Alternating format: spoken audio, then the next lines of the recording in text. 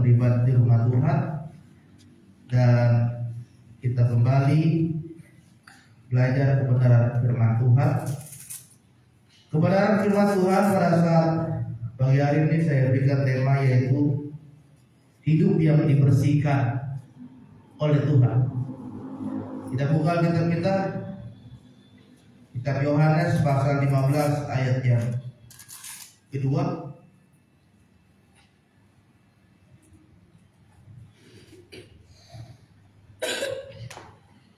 Kitab Yohanes pasal yang ke-15 ayat yang kedua, kita sering membaca firman Tuhan ini, bagaimana digambarkan di dalam firman ini Yesus adalah pokok anggur yang benar di dalam kehidupan kita.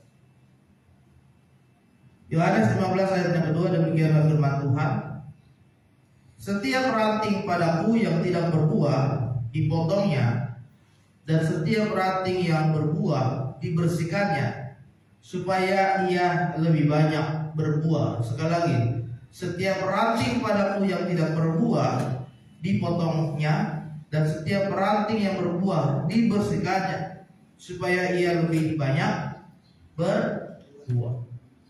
Saudara, firman Tuhan dalam Yohanes pasal 15 menggambarkan bagaimana Yesus itu sebagai pokok anggurnya dan kita ini sebagai karangnya.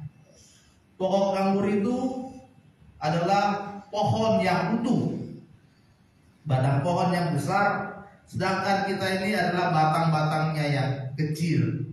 Nah, di dalam firman Tuhan tadi dikatakan bahwa setiap ranting yang tidak berbuah itu akan dipotong oleh Tuhan, dan ranting yang berbuah itu akan dibersihkan.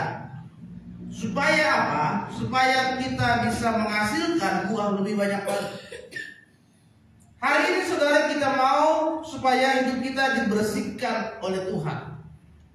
Arti dibersihkan di sini adalah bagaimana Tuhan memproses hidup kita dan mengizinkan Tuhan untuk mengubahkan hidup kita, agar hidup kita mencapai tujuan Tuhan yang mulia di dalam diri kita. Kalau saudara melihat pohon yang besar di pinggir jalan, apalagi pohon itu sampai menghalangi jalan, itu akan dibersihkan, dirapikan. Karena percuma pohonnya itu besar, tapi banyak parasit di sana, banyak benalu di sana. Benalu itulah yang akan mengisap sari-sari buah yang ada di batang-batang yang kecil, sehingga batang itu tidak bisa menghasilkan buah. Parasit-parasit itulah yang akan membuat pohon itu tidak bisa berbuah. Padahal pohon itu kelihatan besar, dari dekat kita lihat daunnya lebat, tapi pohon itu tidak berbuah. Kenapa? Karena ada benalu di sana, ada parasit di sana yang menghalangi pohon ini untuk tidak menghasilkan buah. Dan di dalam kehidupan kita sebagai orang percaya, ada banyak hal yang membuat kita ini tidak bisa menghasilkan buah dalam hidup kita, saudara. Yang pertama adalah bagaimana kita masih berada di dalam kehidupan akan dosa. Hidupmu sampai saat ini masih melakukan dosa. Kita sudah melayani Tuhan, kita sudah menjadi orang Kristen berpuluh-puluh tahun, kita sudah setia datang beribadah setiap minggu, tetapi kita masih banyak melakukan dosa. Itu yang menghalangi hidup kita sampai saat ini belum bisa berbuah. Masih ada dosa di dalam hidupmu, masih ada luka batin di dalam hidup saudara yang belum bisa saudara bereskan sampai saat ini. Masih banyak kebencian dalam hidupmu kepada orang lain, masih banyak kepahitan dalam hidupmu kepada orang lain. Saudara, yang namanya dibersihkan itu tidak mengenakan sama sekali. Kadang kita sudah merencanakan sesuatu, kemudian kita berdoa, kemudian kita berbuat sesuatu, tetapi hasilnya mengecewakan. Ya, kita sudah berdoa kepada Tuhan, Tuhan, tolong aku mau melakukan ini, aku akan berbuat seperti ini, tetapi hasilnya mengecewakan. Kadang kita saudara sudah berusaha memberi yang terbaik dalam pekerjaan, kita sudah berusaha memberi yang terbaik dalam pelayanan, tetapi hasilnya menyakitkan. Tidak ada yang menghargai kerja keras saudara, tidak ada yang menghargai pelayanan saudara. Tapi itu proses bagaimana saat ini Tuhan sedang membersihkan dirimu dari duri-duri dosa, dari parasit-parasit dosa, dari kehidupanmu yang lama, dari rasa bersalahmu, sehingga ada hal yang menyangkut dalam diri saudara, sehingga tidak bisa berbuah dalam hidup saudara. Ya, orang yang tidak mau dibersihkan oleh Tuhan adalah orang yang keras kepala. Orang yang keras kepala ini biasanya dia selalu menganggap dirinya itu paling hebat, menganggap dirinya itu paling dibutuhkan, menganggap dirinya itu lebih baik daripada orang lain. Ini orang keras kepala. Sehingga ketika dia ditegur, ketika dia dinasehati, ketika dia diarahkan, dia nggak mau. Egonya tinggi, keras kepala, ya, suka menyalahkan orang lain dan menganggap dirinya itu yang paling benar. Ini yang membuat kita tidak mau diproses, tidak mau dibersihkan oleh Tuhan dalam hidupmu saat ini, sehingga kita tidak bisa mencapai tujuan yang Tuhan inginkan dalam hidup kita. Orang yang tidak mau dibersihkan adalah orang yang memiliki kekerasan hati. Hatinya itu sudah keras, saudara. Dinasehati, ditegur, diarahkan, tetap tak bisa. Begitu aja. Ya. Sudah bertambah usia, semakin besar, semakin dewasa, tapi kelakuannya masih seperti itu. Kalau pelayanan harus dijemput, kalau ke gereja harus diingatin. Ya kan? Orang yang tidak mau dibersihkan oleh Tuhan adalah orang yang sampai saat ini memiliki tawar hati kepada Tuhan. Ada rasa kecewa dalam hidup saudara kepada Tuhan. Ada rasa tidak percaya lagi dalam hidupmu kepada Tuhan. Ada rasa saat ini saudara merasakan sepertinya Tuhan tidak bisa menolong hidupmu. Orang lain tidak bisa menolong saudara, bahkan saudara merasa sampai saat ini juga Tuhan tidak bisa menolong saudara. Ini orang yang tidak mau dibersihkan oleh Tuhan. Di dalam Alkitab ada seorang yang bernama Ayub. Firman Tuhan katakan Ayub ini orangnya sudah saleh, sudah baik sekali hidupnya, benar sekali apa yang dia lakukan di hadapan Tuhan. Tapi di satu momen iblis berkata kepada Tuhan, Tuhan, izinkan aku mencobai dia. Ya. Tuhan, izinkan aku mencobai hamba-Mu ini Ayub.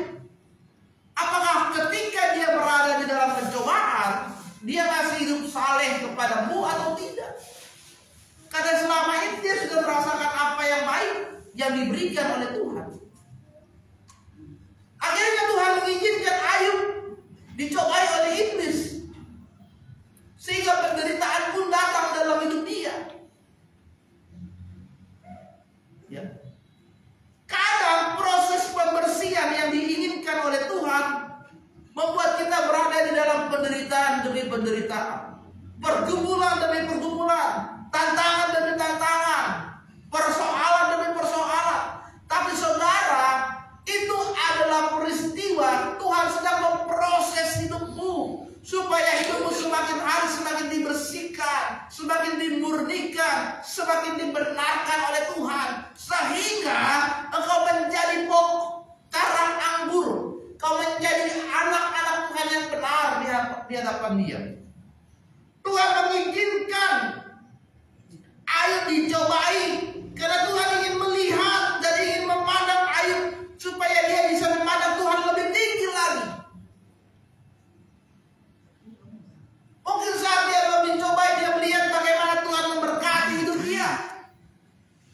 Tetapi saudara yang terkasih dalam nama Tuhan, ketika Ayub dicobai oleh iblis dan dia melihat dan mengalami banyak sekali penderitaan di dalam hidup dia, apa yang Ayub 42 ayat 5 berkata, hanya dari kata orang saja aku mendengar tentang kau, tetapi sekarang mataku memandang engkau. Mungkin selama ini Ayub hanya mendengar kisah kuasa Tuhan dari orang lain, tapi saat itu Ayub betul-betul mengalami bagaimana kuasa Tuhan terjadi di dalam hidup dia. Ini yang Tuhan ingin Ayub terjadi di dalam hidup dia. Oleh sebab itu saudara, pagi hari ini mari kita buka hati. Pemberesan oleh Tuhan terjadi dalam hidup saudara. Supaya apa? Supaya bukan hanya saudara mendengar mujizat Tuhan dari orang lain, bukan hanya saudara mendengar kuasa kebaikan Tuhan dari orang lain, tetapi saudara akan mengalami sendiri kuasa, mujizat, kasih Tuhan ada dalam hidupmu. Amin. Oleh sebab itu saudara, apa yang harus kita lakukan supaya hidup kita dibersihkan oleh Tuhan? Yang pertama adalah kita harus hidup di dalam kekudusan. Di dalam Roma 12 ayat yang pertama dikatakan,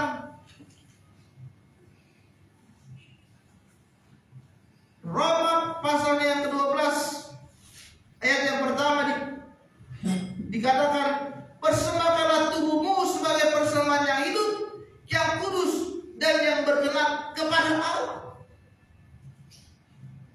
Hidup di dalam kekudusan itu adalah standar ilahi oleh Tuhan.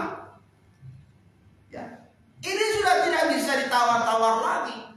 Tuhan, bolehlah saya Sabtu Minggu hidupnya kudus, tapi Senin Jumat bolehlah Tuhan, dosa-dosa dikit lah boleh. Gak bisa saudara.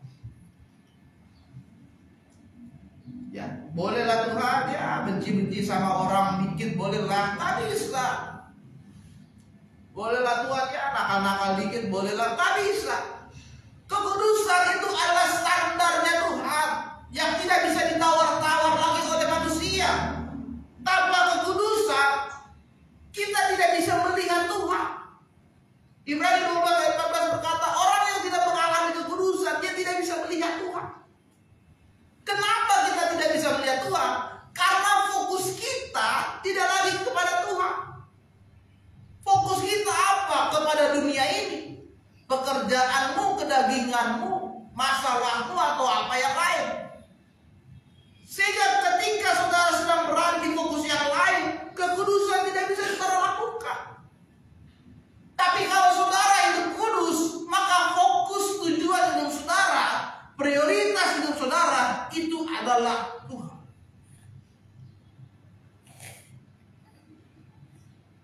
Saya sudah ikut 3 kali pertemuan Beyond Sukses yang diselenggarakan oleh BPD. Kami setiap minggu itu ada pertemuan saudara. Pendeta-pendeta yang baru merintis, juga pengurus perwil, kita bikin pertemuan. Bahkan ketua BPD Pak Kiki sendiri pun ikut dalam pertemuan itu. Nggak banyak, satu perwil itu hanya 8-9 orang, dibatasi saudara. Dan di pertemuan yang ketiga kami membahas tentang prioritas. Apa yang menjadi prioritas tujuan yang benar dalam hidup kita? Karena saudara, kadang-kadang kita melakukan semuanya, tapi kita nggak tahu mana prioritas yang paling utama yang harus kita kerjakan dulu. Kita nggak tahu. Apakah prioritas pertamamu itu pekerjaan? Ataukah prioritas pertamamu itu uang, cari uang? Atau prioritas pertamamu cari Tuhan? Atau prioritas pertamamu itu keluarga? Ya. Apa yang menjadi prioritasmu dulu?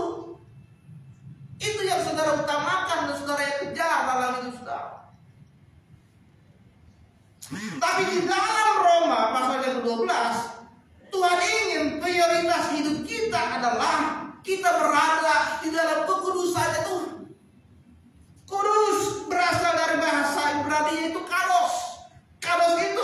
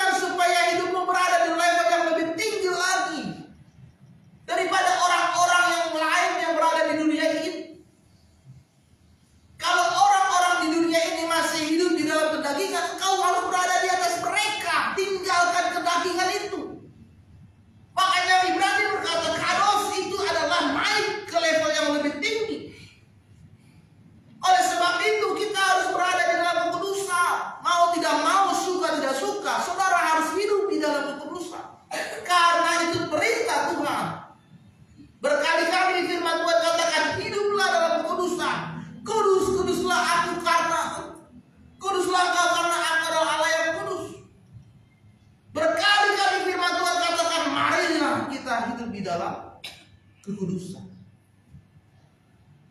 Saudara yang terkasih dalam nama Tuhan, orang yang hidup di dalam kekudusan adalah orang yang takut akan Tuhan dan hormat akan Tuhan. Kalau saudara takut akan Tuhan, apa yang dilarang di dalam firman Tuhan, saudara nggak akan kerjakan. Kalau firman Tuhan melarang saudara untuk menipu, jangan menipu. Kalau saudara firman Tuhan katakan jangan berzina, ya jangan berzina. Kalau firman Tuhan katakan jangan bersaksi dusta, jangan saksi dusta. Itu namanya kita sedang takut dan menghormati Tuhan. Ya. Tapi ada banyak orang Kristen sudah tahu firman Tuhan, tetap aja dilanggar tuh. Ya. Dia sudah tahu itu salah, tapi masih aja itu dikerjakan. Kenapa begitu? Karena masih ada kekerasan kepala dan kekerasan hati dalam diri. Hidup dalam kekudusan artinya hidup saudara selalu memiliki kerinduan untuk belajar akan firman Tuhan. Tidak ada orang yang hidup kudus tapi tidak paham firman, tidak ada. Kalau saudara hidup kudus, ya saudara harus paham firman. Baca, renungkan firman Tuhan, gali firman Tuhan itu. Ya, apalagi kalau ada anak sekolah kita nggak paham firman Tuhan, itu kebangetan. Orang yang kudus artinya adalah setiap waktu dia berikan kepada Tuhan. Dengan cara apa? Belajar firman, baca. Jangan merasa hebat saudara, tapi saudara tidak ada apa-apanya. Pengetahuan firman Tuhan itu kosong. Tapi kita sudah merasa paling hebat. Pelayanan sudah merasa paling hebat, tapi firman Tuhan itu kosong, salah juga. Ya. Orang yang kudus, orang yang mau merenungkan firman Tuhan itu siang dan malam. Orang yang kudus adalah orang yang diperbaharui pikirannya oleh firman. Saudara baca firman Tuhan, maka pikiranmu itu akan diperbaharui. Kenapa? Karena ketika saudara baca, Roh Kudus akan menyadarkan pikiran saudara dan menyatakan bahwa itu salah. Yang selama ini saudara lakukan tidak sesuai firman dan itu salah. Tapi bagaimana pikiran bisa diperbaharui oleh Roh Kudus? Baca firman aja gak bisa. Malas pak, ngantuk pak, melihat Alkitab tebel-tebel gitu aja udah, aduh, pusing pak, nggak tahu mau baca dari mana. Aneh. Ngakunya orang Kristen tapi baca kitabnya orang Kristen aja nggak mau. Orang yang hidup dalam kekudusan fokusnya berada pada karakter Kristus. Fokusmu saat ini adalah Kristus. Ya. Jangan jadi orang yang semaunya sendiri, saudara. Jangan jadi orang yang gila hormat dan mengidolakan orang lain dalam hidup saudara. Saudara harus mengidolakan Yesus dalam hidup. Jadikan apa yang dilakukan Yesus itu juga dilakukan oleh hidup saudara. Yesus mengampuni orang berdosa, Yesus mengampuni banyak orang, Yesus mengasihi banyak orang. Itu juga yang harus kita lakukan dalam hidup kita. Yang pertama, kita harus hidup dalam kekudusan. Yang kedua adalah kita harus tinggal di dalam Dia. Ya. Kenapa kita harus tinggal di dalam Dia? Karena firman Tuhan dikatakan Yohanes 15 ayat yang kelima, barang siapa tinggal di dalam aku dan aku dalam dia, ia berbuah banyak. Sebab di luar aku kamu tidak dapat berbuat apa-apa. Jelas firman Tuhan katakan kalau kita tinggal di dalam Yesus, kita akan berbuah banyak. Tapi kalau kita di luar Yesus, kita tidak bisa berbuat apa-apa.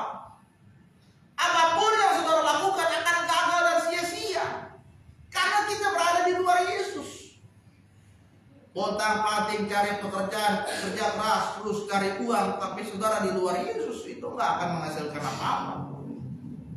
Malah akan menambah kerugian di dalam kehidupan saudara. Tapi kalau kita berada di dalam Yesus, kita akan melihat bagaimana hidup kita terhubung selalu dengan Dia. Seperti sebuah cara batang itu akan nyambung langsung dengan pohon yang besar, sehingga batang itu akan diberikan makanan oleh pohon yang besar, dari akar naik sampai ke ranting-ranting yang kecil. Itu kan terhubung. Ya. Makanan yang diberikan kepada carang-carang itu dari pohon yang besar itu akan diberikan sampai akhirnya carang itu, batang-batang kecil-kecil itu akan menghasilkan buah. Itu yang namanya terhubung. Artinya kita bergantung kepada Tuhan. Tuhanlah yang menjadi sumber dalam hidup saudara. Tuhan yang memberikan makan, Tuhan yang memberikan minum, Tuhan yang mencukupkan kehidupan saudara jika kita tinggal di dalam Dia. Ketika saudara tinggal di dalam Dia, arti tinggal di sini adalah tetap teguh di dalam Yesus, maka hidup saudara semakin hari semakin diubahkan dan dibersihkan oleh Tuhan. Hidup saudara semakin disempurnakan dan dibentuk oleh Tuhan. Bagaimana saudara mengalami pertobatan yang sungguh-sungguh, bukan pertobatan yang semu. Saudara tahu pertobatan semu? Sudah dibaptis selam, tapi makin parah berbuat dosa. Itu pertobatan semu. Sudah dibaptis selam nih, tapi nggak ada perubahan sebelum jadi baptis. Ya. Ada banyak orang Kristen seperti itu. Mungkin saudara juga seperti itu saat ini. Tapi ketika kita tinggal di dalam Dia, kita akan bertobat secara sungguh-sungguh, sehingga kita akan mengalami pengampunan akan dosa. Kita menerima karunia dan kuasa Roh Kudus, dan hidup kita selalu taat dan setia kepada Yesus. Apapun yang terjadi dalam hidup kita, setia terus sama kepada Tuhan. Bagaimana kita percaya bahwa Yesuslah yang betul-betul kita butuhkan saat ini. Dia yang menjadi pengharapan dalam kehidupan saudara ketika saudara tinggal di dalam Dia. Tinggal di dalam Yesus, menyerahkan seluruh pergumulanmu kepada Dia. Tinggal di dalam Yesus, menyerahkan pengharapanmu. Satu-satunya yang sanggup menolong saudara hanya Yesus. Tinggal di dalam Yesus, mempercayakan bahwa seluruh kebutuhan hidup saudara pasti akan Tuhan berkati. Tinggal di dalam Yesus, percaya bahwa Tuhan akan menghasilkan buah, dan kita akan berbuah lebat bersama dengan Dia. Amin. Yang ketiga dan yang terakhir, apa yang harus kita lakukan supaya kita dibersihkan oleh Tuhan? Yang ketiga adalah kita akan berbuah banyak. Di ayat yang ke-16 dikatakan, barang siapa tidak tinggal dalam Aku, dia akan dibuang keluar seperti ranting dan menjadi kering, kemudian dicampakkan ke dalam api, lalu akan dibakar. Tapi kalau kamu tinggal dalam Aku, mintalah apa saja yang kamu kehendaki, dan kamu akan menerimanya. Yang ketiga, orang yang mau dibersihkan oleh Tuhan, maka dia akan berbuah banyak.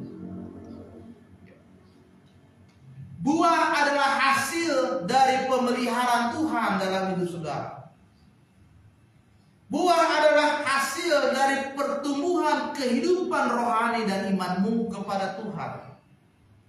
Dari saudara yang imannya masih iman anak-anak, ya, kemudian mengalami pertumbuhan menjadi iman yang dewasa di dalam Tuhan, dan saudara bisa menghasilkan buah. Itu ada proses pemeliharaan Tuhan dalam hidup saudara. Makanya di ayat yang ke-16, kalau dia tidak bisa berbuah, dia akan dipotong dan dia akan dilemparkan ke dalam api, lalu akal. Tuhan sudah pelihara saudara loh.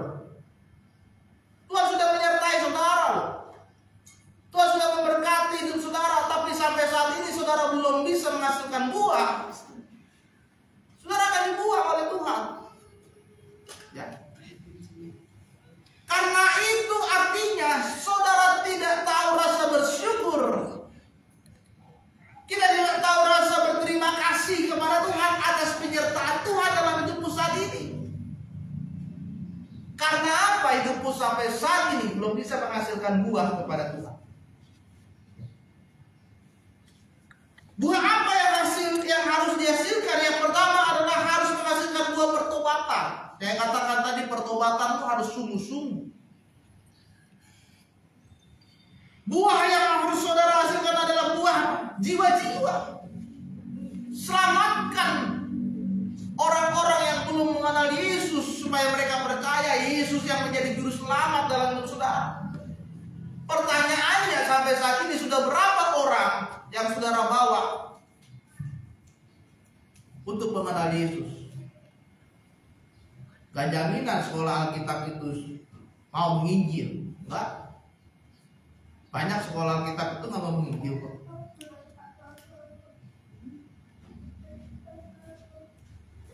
Waktu kami pertemuan, ada hamba Tuhan yang dia berikan kesaksian bagaimana anaknya itu menginjil ke Turki, saudara.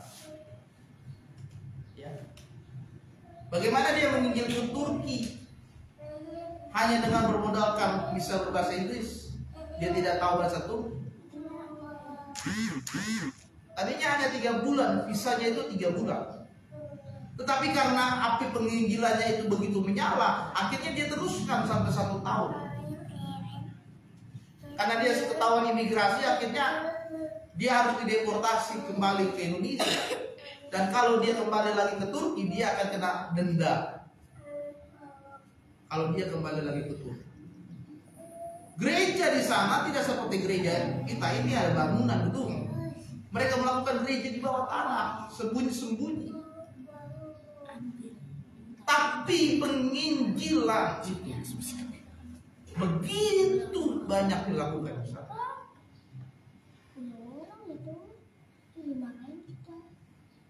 Ya. Apakah sudah ada jiwa yang saudara bawa untuk mengenal Yesus saat ini? Nanti ketika saudara ini dipanggil Tuhan, Tuhan akan bertanya, berapa jiwa yang kamu bawa untuk aku? Tuhan tidak tanya berapa hartamu, Tuhan tidak tanya berapa uangmu, Tuhan tidak tanya berapa besar gedung gerejamu. Tapi Tuhan tanya berapa jiwa yang sudah engkau bawa kepadaku. Berapa jiwa yang sudah engkau selamatkan. Berapa jiwa yang sudah mengenal Yesus, yang kau berikan, beritakan kabar kebenaran kepada mereka. Korea Selatan adalah negara yang paling sering mengutus penginjil-penginjil ke seluruh dunia. Dia adalah negara yang paling banyak mengutus penginjil ke seluruh dunia. Kita pernah mengalaminya. Bagaimana di Kedoya itu dari Korea itu datang. Bahkan gereja kecil seperti kita itu 2-3 orang jemaatnya diutus untuk menginjil ke dunia. Ya. Mereka pergi kemana? Ke Afghanistan kemana? Ya. Hanya modal semangat aja, jalan. Bahkan liburan sekolah anak-anak Korea itu, saudara, mereka pergi ke luar negeri hanya untuk menginjil. Seperti kemarin kan datang ke Indonesia, ke Kedoya, mereka nyanyi-nyanyi. Itu libur sekolah anak Korea seperti itu sekarang.